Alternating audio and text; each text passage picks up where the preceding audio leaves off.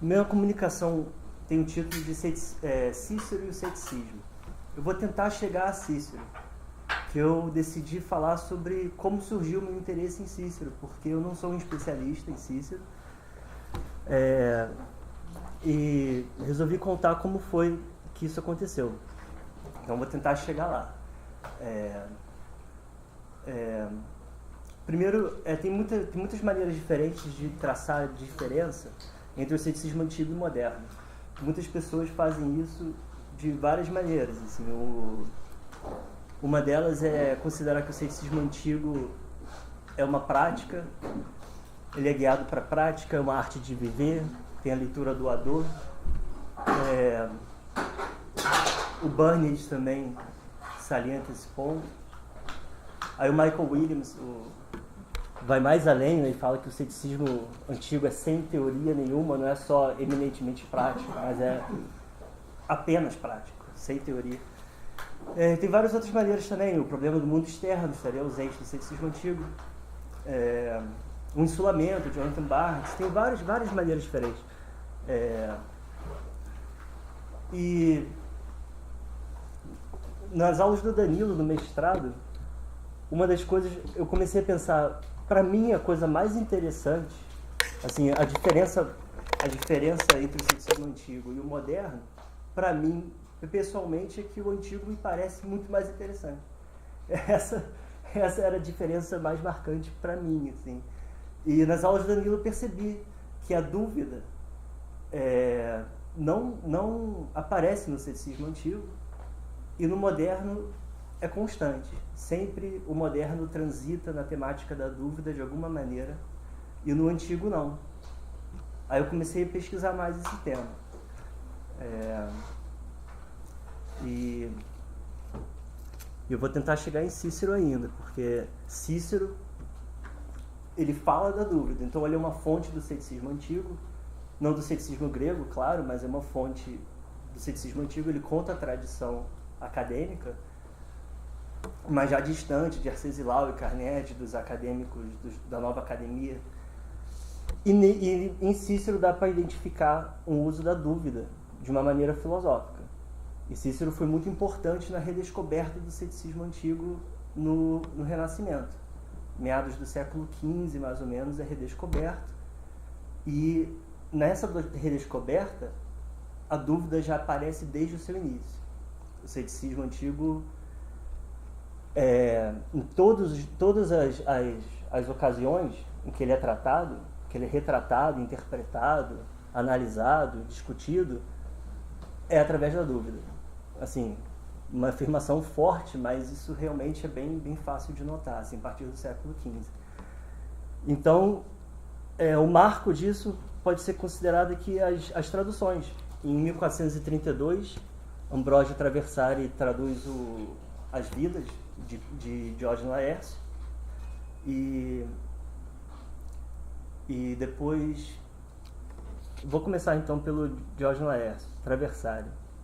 Eu vou ler aqui, é a quádrupla denominação dos céticos, logo no começo, né? Então, vou ler aqui a tradução de Traversari. Todos estes eram chamados pirrônicos devido ao seu mestre, mas também aporéticos e céticos devido à sua doutrina, e ainda féticos e zetéticos. A sua filosofia é denominada zetética porque está sempre ocupada com a investigação da verdade.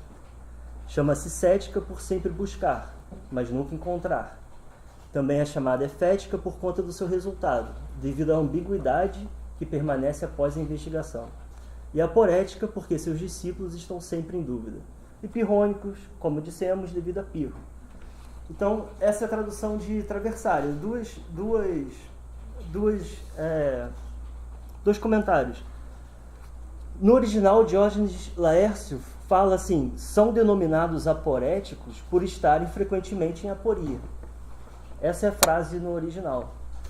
E na tradução de Traversari ele coloca aporética porque seus discípulos estão sempre em dúvida. Aí isso não é claro para mim, que é uma dificuldade de traduzir, que a dúvida foi inserida aqui. Não me parece ser uma dificuldade de tradução, que aporético foi mudado e entrou a dúvida. Outra coisa curiosa é que Traversari exclui uma frase inteira do original, que é a seguinte: denominam-se aporéticos, pois não apenas eles, mas inclusive os dogmáticos estão frequentemente em aporia.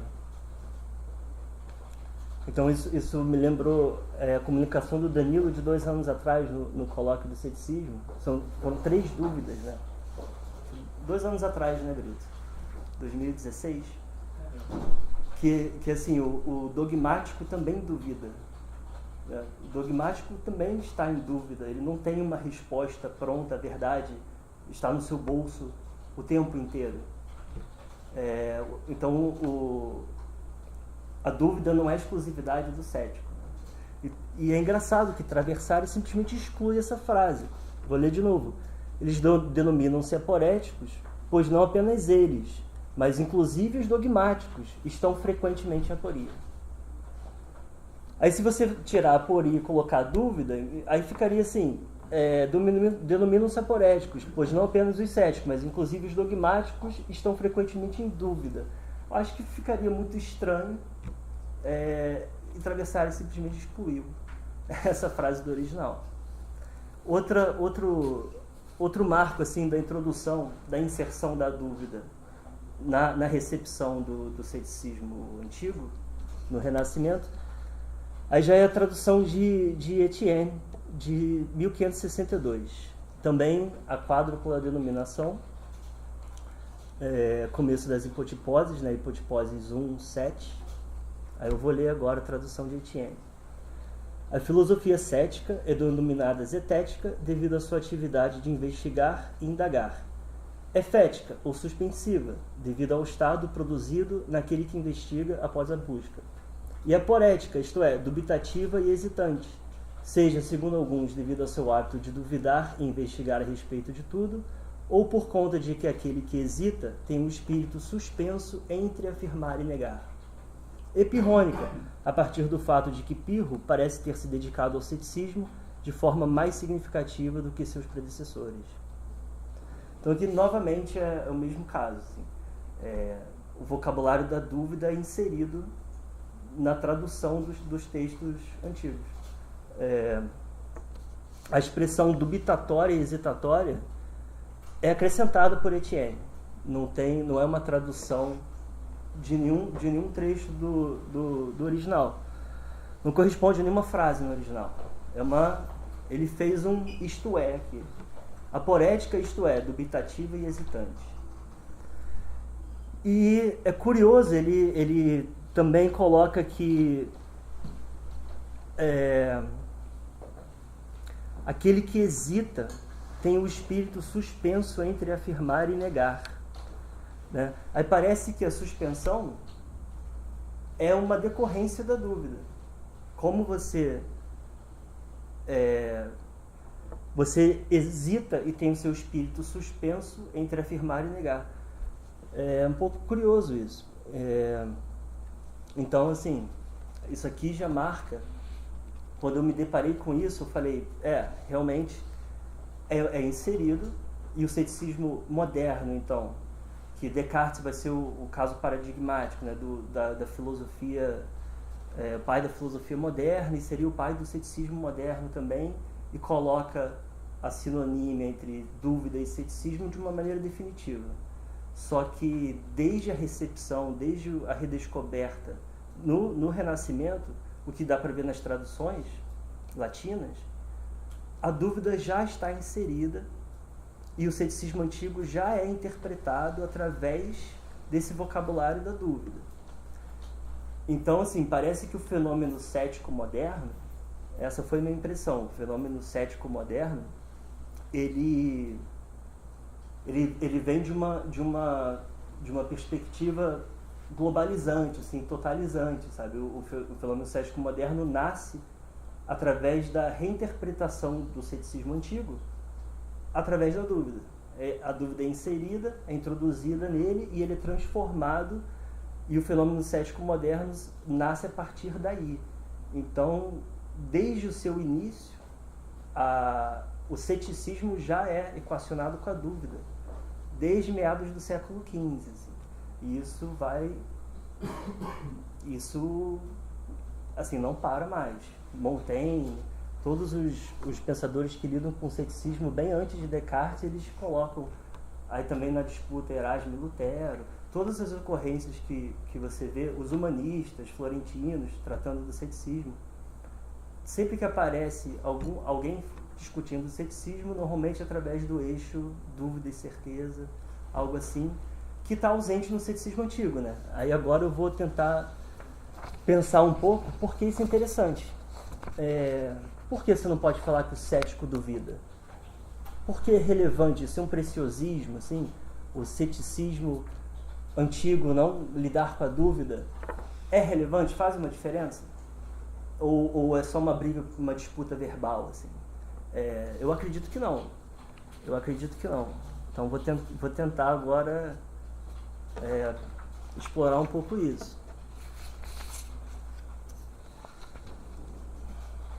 Então não sei se está muito claro o percurso, assim, mas assim, a dúvida já é muito complicado. Pensar na dúvida, né? Muitas possibilidades, tem uma polissemia muito grande. A dúvida é interpretada e dobrada e transformada de diversas maneiras. Descartes faz isso, né, de uma maneira genial. E assim, então, e na própria linguagem comum também, você tem, eu tenho uma dúvida, ou então você coloca uma dúvida, ou estou em dúvida. A mim parece que tem esse sentido de objeção, né? Eu duvido de algo, ou de questionamento, você levanta um questionamento, você lança uma objeção contra algo, então você tem uma descrença, né? Eu tenho dúvidas a respeito disso. Normalmente na linguagem comum tem as acepções mais comuns, assim, mais frequentes da dúvida de objetar, de questionar, ou então de expressar uma descrença, ou então é o fenômeno mental mesmo de estar em dúvida. Eu estou em dúvida a respeito de X. Aí foi, assim, a minha abordagem foi tentar achar algum modo de comparar coisas, a meu ver, né? Meu ponto de partida é esse, coisas tão distintas quanto uma filosofia bem documentada, claro que cheia de dificuldades hermenêuticas, assim, uma tradição antiga, compactada, mas você tem uma filosofia descrita com vários livros, no caso do ceticismo pirrônico, que eu tenho em mente, e a dúvida, que é um fenômeno mental, algo que se coloca de diversas maneiras. Então, eu pensei, consegui, assim, não é exaustivo nem nada, mas 4 maneiras de pensar o fenômeno mental, o estado mental de estar em dúvida. Primeiro que é um estado mental dinâmico. Então, estar em dúvida, você oscila entre alternativas. O Kierkegaard, ele fala da consciência, né? Normalmente a consciência, a dúvida é uma relação entre 3 coisas, uma consciência e 2 alternativas, e a consciência oscila entre elas. E parece que também há um impulso dogmático na dúvida. Você oscila entre alternativas porque você tem a intenção, a tendência, o impulso a decidir entre elas. Então você quer decidir, ou preferir, ou escolher entre as alternativas. Ezequiel de Olazo coloca dessa maneira: duvidar é próprio de quem crê poder emitir um juízo. Só que aí você se depara com algum obstáculo. Para decidir entre alternativas, tem alguma dificuldade no caminho. Então, esse impulso encontra uma resistência. O dogmatismo encontra um bloqueio, uma pausa, interrompido, algo desse tipo. Então, o resultado, basicamente, é que a mente fica lançada em um movimento de oscilação entre 2 ou mais alternativas, e daí vem os sentidos de hesitação e indecisão ligados à dúvida. Basicamente isso. Então é um estado mental dinâmico, né, oscilação entre alternativas, tem um impulso subjacente de decidir e alguma dificuldade para preferir entre as alternativas. Basicamente uma análise básica, assim, de estar em dúvida, não é nada muito refinado, não. E comparar, agora eu vou falar umas passagens, vou citar ali umas passagens muito faladas do ceticismo antigo. E o ceticismo antigo, o ceticismo pirrônico, é, claro, objeto de disputa, e tem vários, mas o que eu vou tentar fazer aqui não é, assim, uma leitura, não é, assim, eu não quero pegar essas passagens canônicas e tentar dar uma interpretação, mas só tentar oferecer algum ponto de contraste com a dúvida. Então, hipotiposes 1.10, sexto caractere. E normalmente a dúvida é assim, ou aporia ou suspensão, isostenia. Normalmente é na Skeptica Gauguin, normalmente é suspensão, aporia e isostenia. E ataraxia também não dá mais para pensar em dúvida. O cético está sempre em dúvida e hesitante e indeciso, e ao mesmo tempo está imperturbável e tranquilo, né? Então a ataraxia e dúvida já se excluem completamente. Tanto que no período moderno a ataraxia some um pouco do horizonte aí de discussão. Então, em hipotiposes 1.10, sexto caracteriza a suspensão da seguinte maneira: é um estado de repouso mental, de acordo com o qual não afirmamos nem negamos nada. Então o cético é levado à suspensão devido a um impasse em que se encontram as alternativas em conflito. O impasse deve-se à igual força de persuasão existente entre os objetos e discursos opostos que não possibilitam uma decisão. Então o impasse não permite solução, pois não há critério pelo qual seria possível resolvê-lo. Todos os critérios possíveis remontam às próprias teses em conflito. Isso é um resumão. Então, o cético não é capaz de dizer a qual lado do conflito deveria conferir o seu assentimento, sendo então levado à suspensão.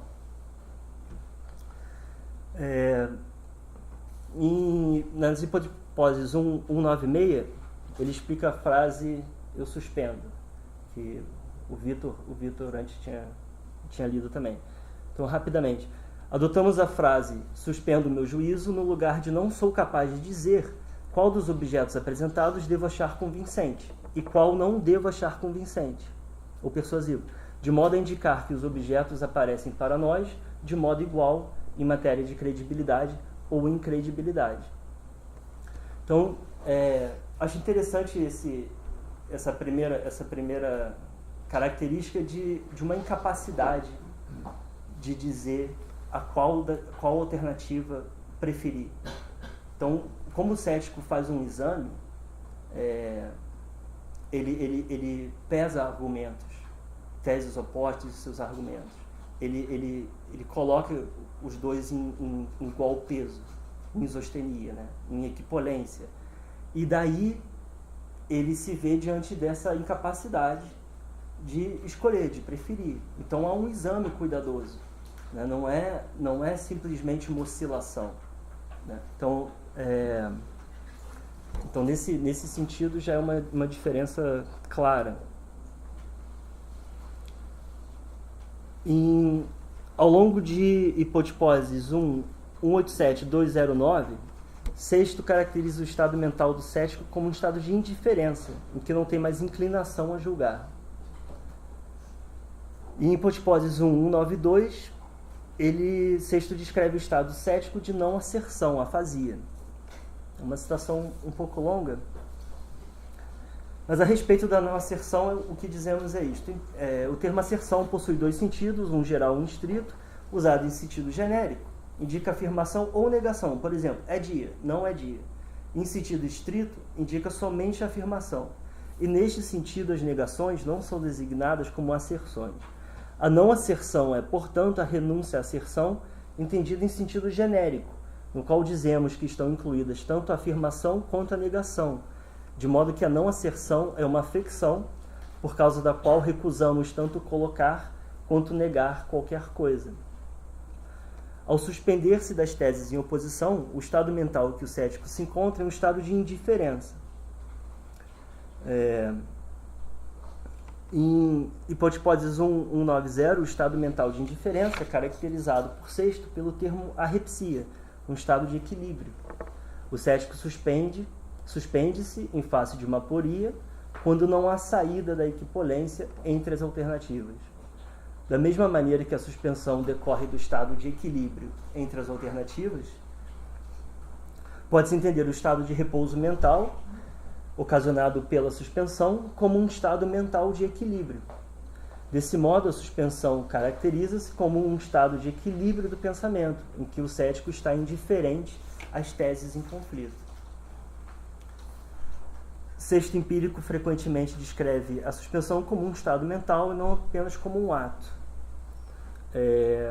Discutindo a fórmula cética não mais, ele escreve: sempre que digo a cada argumento um argumento equivalente pode ser contraposto, o que digo com efeito é que a cada argumento investigado por mim, que estabelece algo que me parece dogmático, parece-me haver outro argumento que estabelece algo dogmaticamente equivalente ao primeiro do ponto de vista de sua credibilidade ou falta de credibilidade, de tal forma que o proferimento dessa fórmula não é dogmático, mas consiste em uma expressão de uma ficção humana, algo que é aparente a quem é afetado.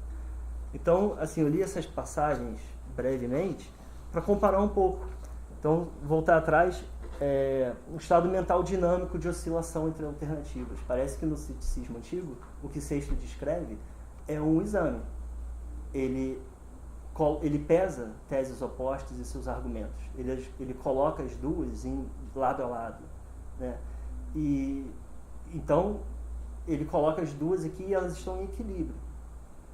Então parece que não há essa oscilação, esse estado mental dinâmico de oscilação entre alternativas. E o impulso de decidir, na verdade, é algo que Sexto em diversos lugares parece dizer que o cético resiste, na verdade, né? O cético se afasta das alternativas. Ele coloca as teses lado a lado e ele se afasta delas, se suspende delas. E ele se suspende ao mesmo tempo desse impulso de decidir. Ele consegue suspender das duas teses e também dessa vontade de afirmar algo ou de negar algo. Então, assim, o obstáculo que há na dúvida para você escolher, você quer escolher, mas não consegue, essa dificuldade entre as alternativas em conflito, na dúvida nem é claro que há um conflito.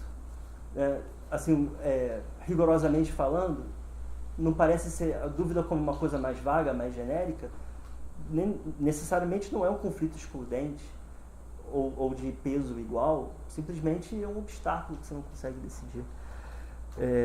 Então, assim, não sei se ficou claro, mas de diversos modos você pode falar que o procedimento cético que é descrito por Sexto e o que a gente entende de uma maneira comum, assim, como estar em dúvida, descreve atos mentais e atitudes mentais e procedimentos bastante diferentes, né? Que são até de difícil conciliação, assim, talvez até contraditórios de várias maneiras. E a ataraxia também, aí já é completamente contraditória em decisão e imperturbabilidade da alma, né? O cético está sempre aquele que está em constante hesitação, indecisão e perplexidade, né? Que nem Montaigne descreve. Não parece ser possível de juntar essas duas leituras.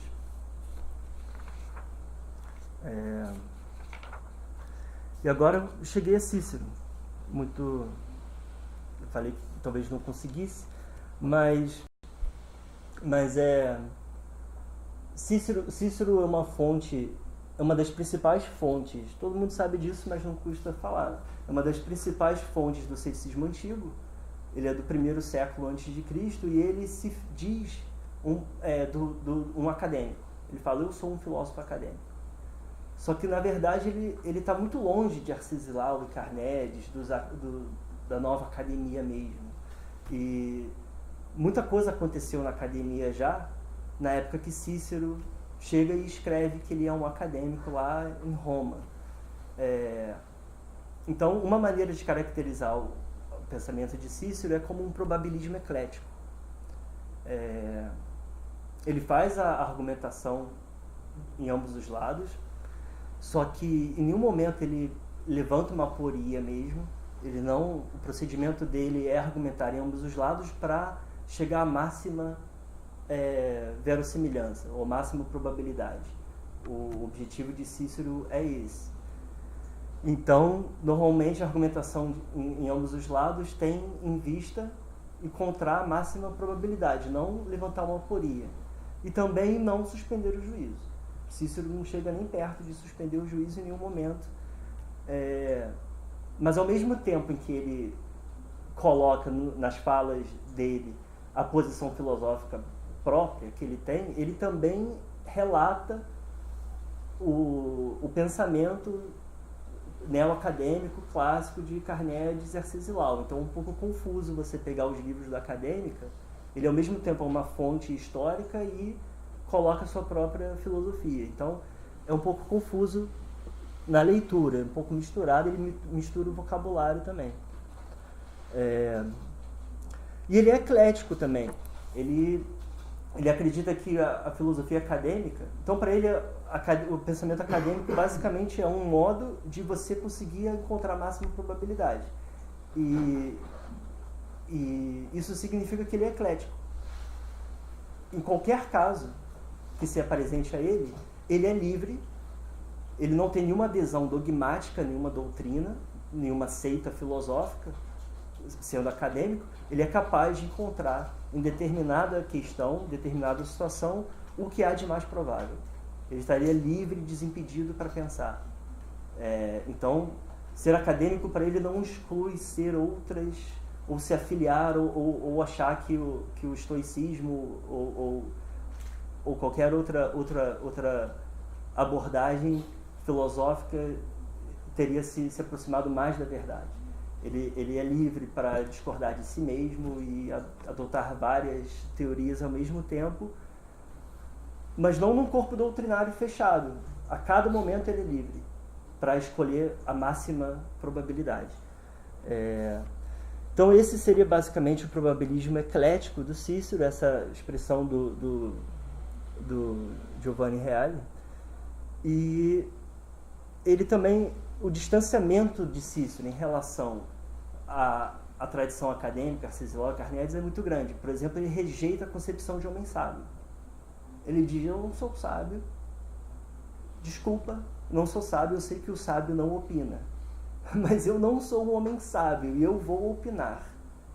Permita-me, dê-me, por favor, a licença de manter opiniões.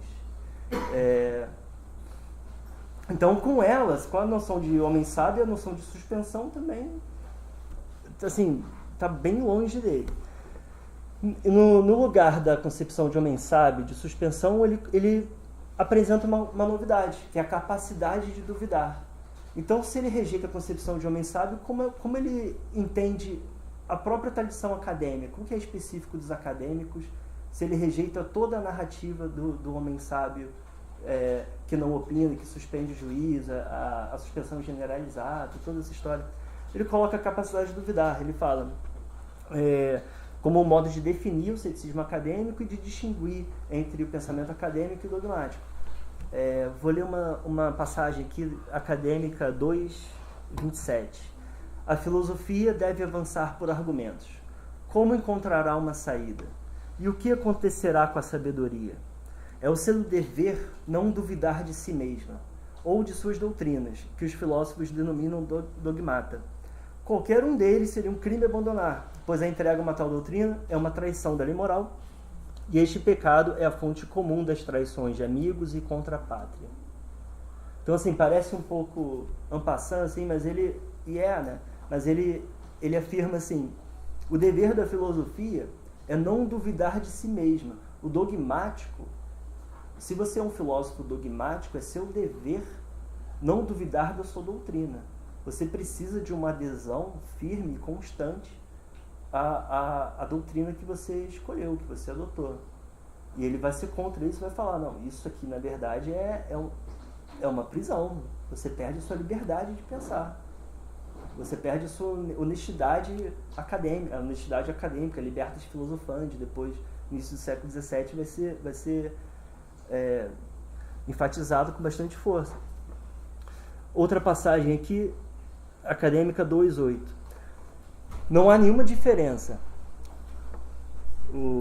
Não há nenhuma diferença entre nós, os acadêmicos, e aqueles que pensam que possuem conhecimentos positivos, exceto que eles não têm nenhuma dúvida de que os seus princípios sejam verdadeiros, ao passo que nós sustentamos muitas doutrinas como prováveis, as quais podemos facilmente colocar em prática, mas raramente podemos levar adiante como certas. E, no entanto, somos mais livres na medida que possuímos nosso poder de julgamento desimpedido e não estamos limitados por nenhuma compulsão a endossar todos os dogmas que são estabelecidos para nós, quase como éditos por certos mestres. Então, assim, essa defesa, essa capacidade de duvidar, na verdade, está ligada ao probabilismo eclético dele, que ele afirma o tempo todo. Não ter uma adesão a uma doutrina, não considerar essa doutrina como a expressão peremptória da verdade, isso deixa a sua capacidade de pensar livre e desimpedida. Certo? E, ao mesmo tempo, te permite achar a máxima probabilidade. Então, novamente, assim, resumindo, o dogmático tem o dever de não duvidar de si mesmo e de suas doutrinas. E aqui, na outra passagem, ele fala que os dogmáticos não têm nenhuma dúvida que os seus princípios sejam verdadeiros, ao passo que nós sustentamos muitas como prováveis. Então parece que isso deixa o nosso poder de julgamento desimpedido, livre. Então parece que ele está fazendo aqui um elogio da capacidade de duvidar de si mesmo e da verdade, e aceitar um falibilismo também, em vez de ter um endosso assim, doutrinário, dogmático a doutrinas. E é curioso, porque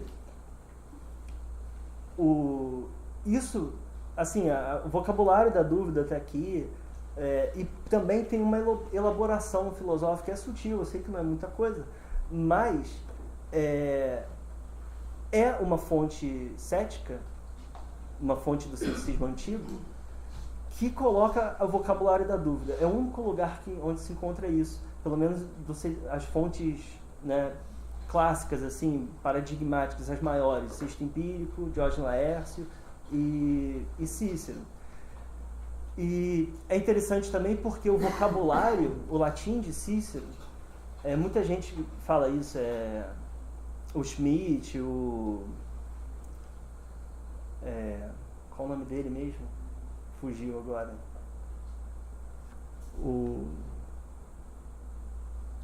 Caramba. Não, que tem aquele livrinho de Sexto Empírico, que ele traça o Floride, o Luciano Floride. O Floride, o Schmidt, todo mundo, a Katia Vogt, eles falam que, assim, parece bem documentado que o latim de Cícero foi bastante influente na retomada do ceticismo antigo. Mas o que eles salientam mais, eles frisam mais, é o vocabulário latino. Né? Que, assim, o Cícero tradutor teria sido muito influente. Mas o que assim, parece pelo menos também que há um sentido filosófico em que a obra de Cícero pode ter influenciado também essa retomada do ceticismo e a inserção da dúvida nas traduções e na interpretação do ceticismo antigo e no surgimento do ceticismo moderno. Brevemente, assim, acho que, não sei se ficou claro, mas acho que é isso que eu tinha para falar. Agora, assim, vamos tentar deixar mais claro nas perguntas. Obrigado, gente. Obrigado.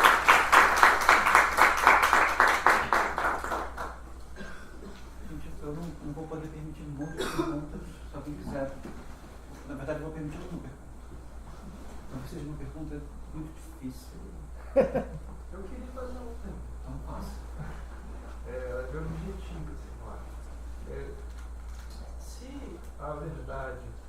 se eu não tenho interesse na verdade, eu não acredito na verdade, e o motivo do ceticismo é esse, a verdade não existe, eu não tenho interesse nela, enfim, isso é uma coisa. O outro motivo é, diante da impossibilidade de acessar a verdade, eu assumo o ceticismo. E aí, num sentido, a dúvida sempre está presente, nesse segundo sentido. Quer dizer, diante da impossibilidade de acessar a verdade, eu tenho uma conduta cética. A dúvida sempre está presente, ainda que a palavra não apareça. Como a palavra razão não aparece no grego, mas a gente atribui em todo momento um correspondente na nossa. Aí eu queria te perguntar, é isso, na sua colocação, os céticos antigos, eles são céticos porque não acreditam na possibilidade da verdade, não acreditam na verdade, ou simplesmente diante da impossibilidade de acessá-la, eles abandonam, que é o que me parece sempre. Sempre pareceu que diante da impossibilidade de acessar, porque as hipóteses têm argumentações que possam ser equivalentes, essa equivalência para mim sempre pareceu algo que existem argumentos suficientes para tornar uma ou outra plausível. E eu não tenho como decidir, e por não ter como decidir, eu abandono a questão da verdade. Mas aí a dúvida não tem como não estar presente, não? Não sei se foi claro. Vou tentar responder, assim, se alguém quiser ajudar também, por favor. Porque eu acho que é uma pergunta importante, né? Obrigado pela pergunta. Então, a questão da verdade, assim, você chegar a algum resultado que seria a verdade não é possível de ser encontrada, né? Então eu, de certa forma, abro mão da verdade. Essa postura, sexto empírico diz que essa seria um dogmatismo negativo, né? No que o Rodrigo Brito falou mais cedo, diante das três, quem investiga qualquer coisa tem três resultados naturais. Quem comeu o meu biscoito? Aí você começa, quem comeu o meu biscoito? Três resultados naturais. Ou você encontra a verdade, ou você chega ao resultado de que não é possível descobrir, ou você continua buscando. Você nem afirma, nem nega, mas continua buscando, certo? Esses seriam os três resultados possíveis para qualquer investigação. O resultado de, na verdade, não é possível, não acredito na verdade, logo eu vou combatê-la a cada instância, porque eu já tenho essa crença anterior, eu já me decidi, né? Eu tenho essa crença anterior, então agora eu vou mostrar a cada instância como a minha crença ela funciona, ela é certa, ela é verdadeira. É até contraditório, né? Eu estou até me contradizendo que o sexto empírico fala, o dogmatismo negativo é autocontraditório. Você não pode afirmar como resultado que eu encontrei a solução, e a solução é que não há solução. Então, é um pouco estranho. E a sua outra parte da sua pergunta foi, assim, não acredito na verdade, né? E a outra parte da sua pergunta foi...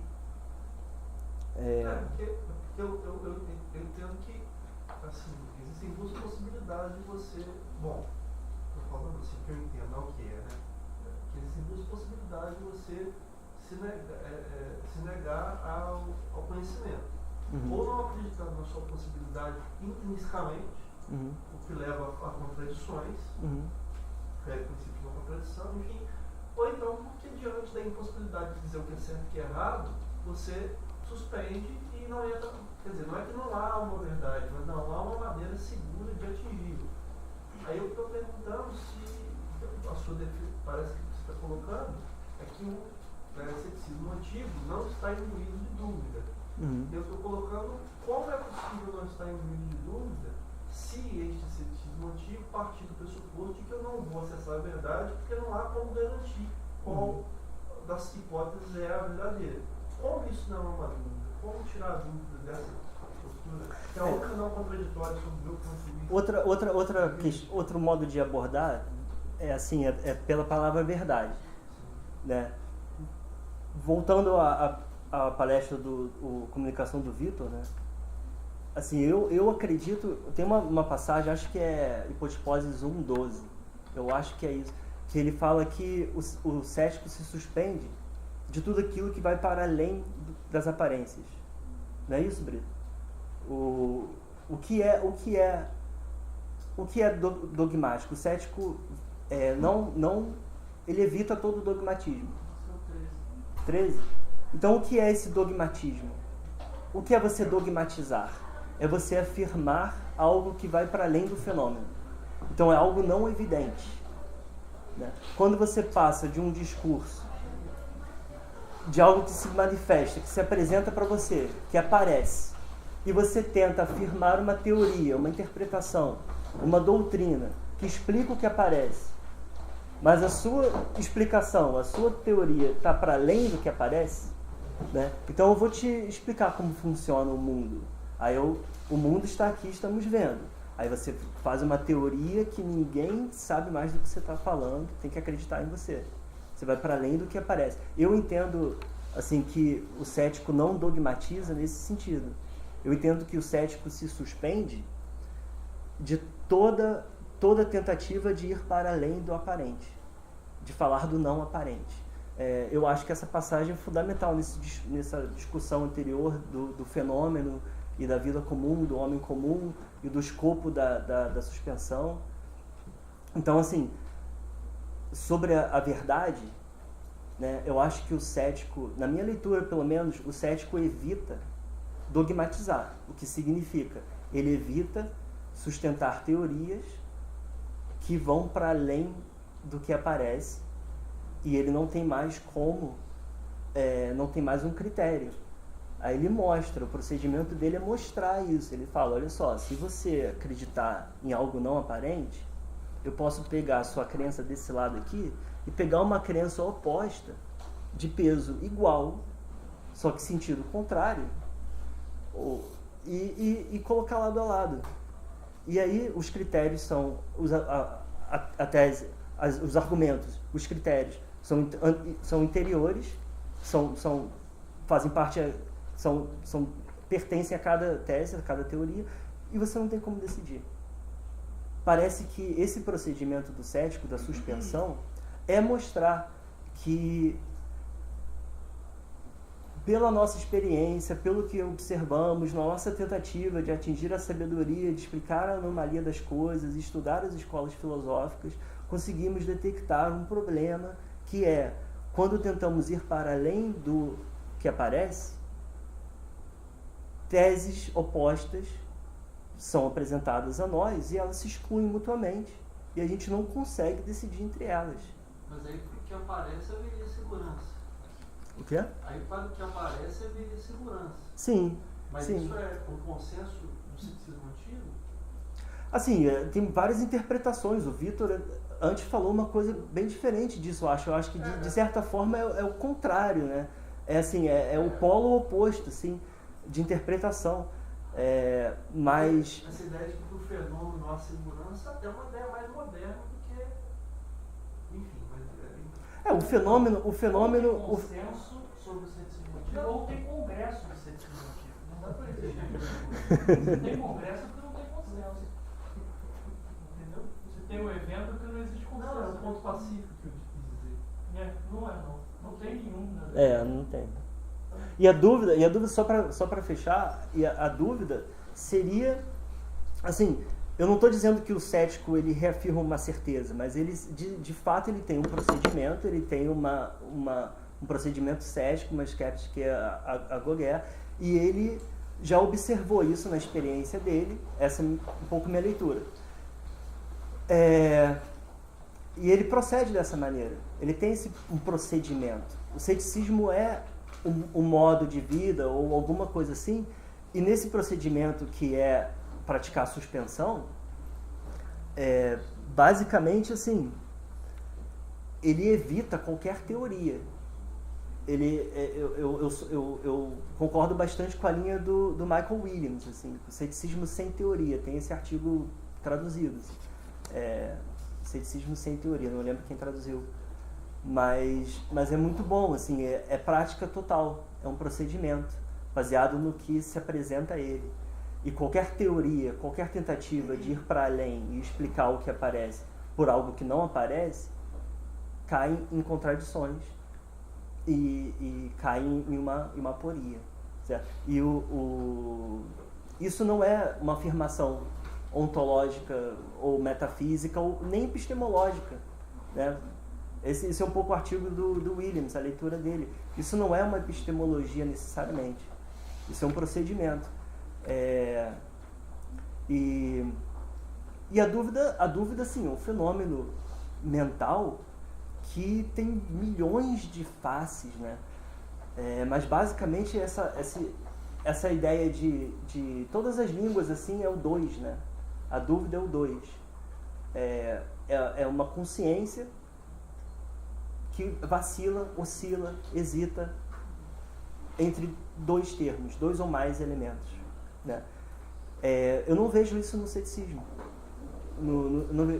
Há um procedimento no ceticismo, né? E não é vacilar entre duas alternativas, né?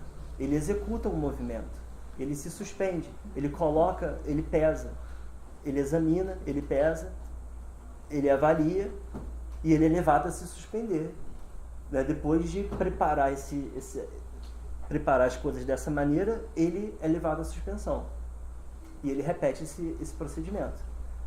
Na dúvida, você é cometido por uma indecisão, assim, o estado mental da dúvida é uma coisa muito, muito maior, sabe? Faz parte de quem nós somos, tem um sentido arcaico na dúvida, da nossa experiência mental, que não tem nem como colocar lado a lado com a filosofia cética antiga, sabe? Com filosofia pirrônica. São coisas tão heterogêneas, assim, a meu ver, que é curioso você acabar reduzindo o ceticismo pirrônico, o ceticismo filosófico, à dúvida, que é uma experiência vivida, sabe?